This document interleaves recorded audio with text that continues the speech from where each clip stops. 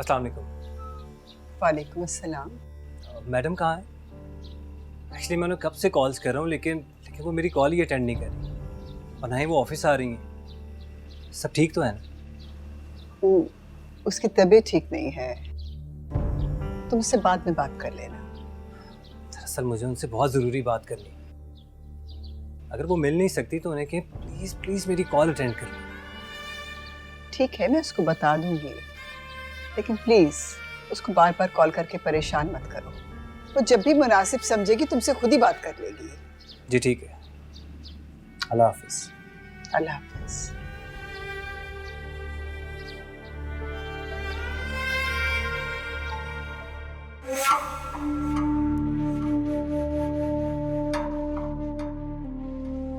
है मखदूम साहब?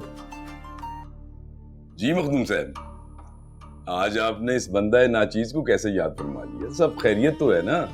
आपसे ये उम्मीद नहीं थी मिनिस्टर साहब कि आप हमारे खिलाफ साजिश करने में हमारे ही भतीजे का कंधा इस्तेमाल करेंगे। ना ना फिर साहब, ऐसी बात नहीं है। मैं आपके खिलाफ किसी साजिश का हिस्सा बनकर अपनी आकबत तो खराब नहीं कर सकता ना। माना गुनहगार हूं, लेकिन मुसलमान तो हूं ना। देखिए, आपको यकीनन कोई ना कोई गलत फहमी हुई है। तो आप ये कहना चाह रहे हैं कि आपकी अल्ताफ शाह से कोई मुलाकात नहीं हुई? देखिए, मैं ऐसा नहीं कह रहा, लेकिन आप अच्छी तरह जानते हैं कि हम सियासतदान हैं, दोस्तियां बढ़ाते हैं, दुश्मनियां नहीं। अब किसी का दोस्ती के लिए बढ़ाया हुआ हाथ मैं उसे झटक नहीं सकता, लेकिन खुदा न खास्ता मैं आपके खिलाफ किसी साजिश का हिस्सा हरगिज नहीं हूं। पीर साईं, मैं कल भी आपका ताबेदार था, आज भी हूं, कल भी रहूंगा। बस ये आजकल मीडिया पे जो चल रहा है उसको देखते हुए मसलहतन आपके साथ खड़ा नहीं हो सकता। पीर साईं, मेरी मजबूरी समझिए। तो फिर ऐसा कहीं ना, आप सिर्फ अच्छे वक्तों के दोस्त हैं। नहीं पीर साहब, ऐसी बात नहीं है। देखिए, हम सियासतदान हैं और मेरा आपको मशवरा है कि अगर आपने सियासत करनी है तो पीर बनकर नहीं, सियासतदान बनकर कीजिए। फिर सब कुछ दिनों के लिए अपने बेटे को कानून के हवाले कर दें और लोगों की नजरों में हीरो बन जाए। हालात बेहतर होंगे तो बाहर निकलवा लीजिएगा। आपके लिए कौन सा मुश्किल काम है पीर साहब? हालात को अपने हक में बदलना आपके बाएं हाथ का काम है। पीर दाऊद अभी इतना कमजोर नहीं हुआ कि अपने हाथों अपने लख्ते जिगर को अंदर करवा दूं। रही बात उसको बाहर निकलवाने की, ये भी आपको करके दिखाएगा पीर दाऊद।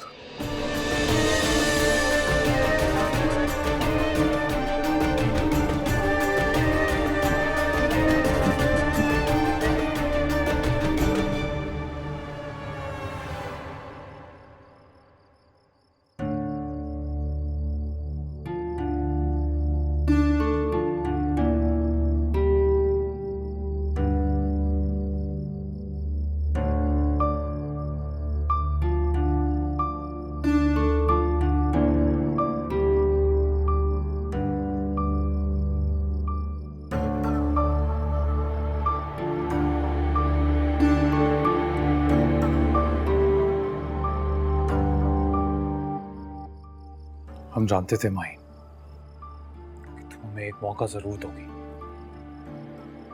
और जानते हैं बहुत बड़ा गुनाह हो गया हमसे।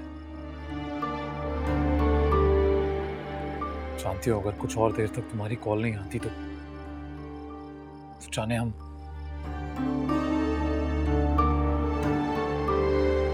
तुम्हें अपने गुनाहों का कफारा अदा करना होगा। ये भी जानते हैं माही, तुम जो कहो करने के लिए तैयार है। अब तुम बताओ क्या करें कि क्या हम दोनों की अजियत खत्म हो जाए? तो रूसा से निकाह कर लो और मुझे तलाक दे दो। जानती भी हो क्या कह रही हो? ऐसा सोच भी कैसे लिया तुम? ये नहीं कर सकते माही, कभी नहीं कर सकते। तुम्हारे पास इनकार करने का कोई ऑप्शन नहीं है। जो कुछ तुमने किया है उसके बाद तुम्हारा और मेरा रिश्ता रहना ये तो नामुमकिन है। उस मासूम के साथ जो हुआ है शायद उसका अजाला हो जाए।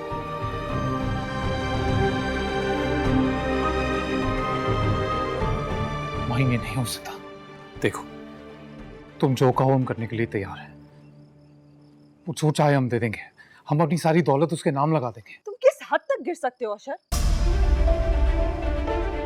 एक लड़की की इज्जत की क्या कीमत है वो तुम लगाओगे,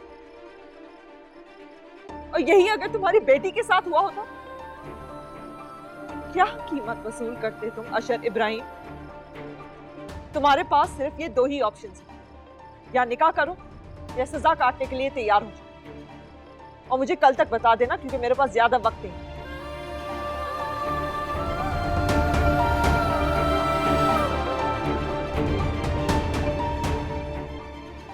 माही प्लीज ऐसे नहीं करो। हम ये नहीं कर सकते। तुम जानती हो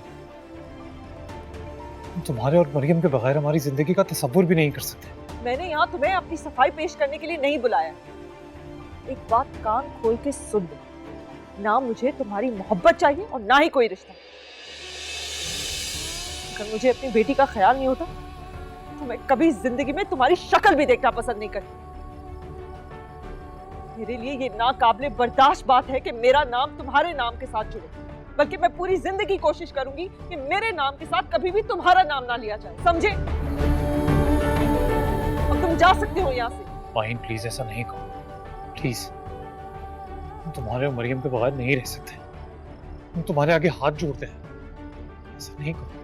अपनी गंदी जबान से मेरी बेटी का नाम मत लेना तुम, और जाओ अब यहाँ से।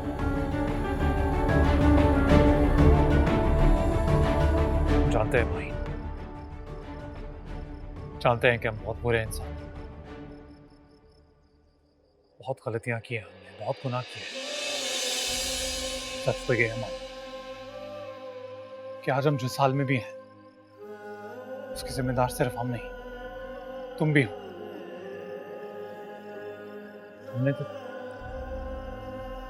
हमने तो हमेशा तुम्हें ही चाहा था भाई, तुमसे ही प्यार किया था, मगर तुमने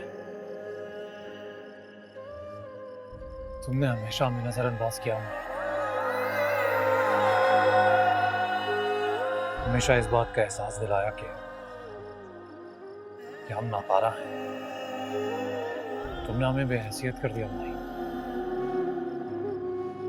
लोग हमें हमारे नाम से कम और तुम्हारे नाम से ज्यादा जानने लगे, और फिर हमें तुम्हारे सामने अपना आप छोटा लगने लगा। पता है माही,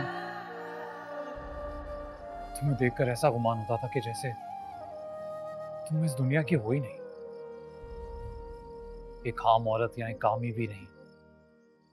तुम्हें अपने शौहर की या अपने घर की नहीं,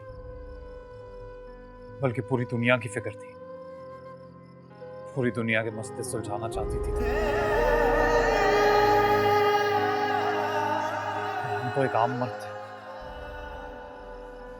हमें तो एक ऐसी बीवी चाहिए थी जो हर सुख दुख में हमारा साथ दे। इस जिंदगी की दौड़ में हमारे साथ कदम से कदम मिलाकर चले। तुम तो इस जिंदगी की दौड़ में हमसे भी आगे निकल गई माही, पीछे छोड़ दिया, और हम तुम्हारी बराबरी करने के चक्कर में ऐसा मुंह के बल गिरे कि अब उठ भी नहीं पा रहे। कभी फुर्सत मिले ना तो सोचना माही, पता चलेगा तुम्हें कि अकेले मुजरिम हम नहीं हैं, तुम भी हो।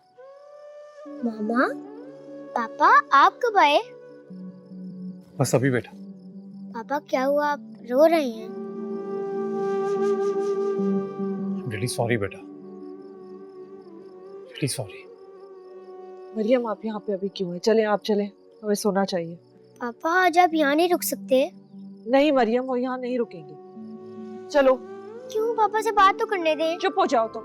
मामा। चलो मरियम, मुझे कोई बहस नहीं सुन। चलो चलो अंदर चलो। सोने का माहिन, वक्त है। चले। माहिन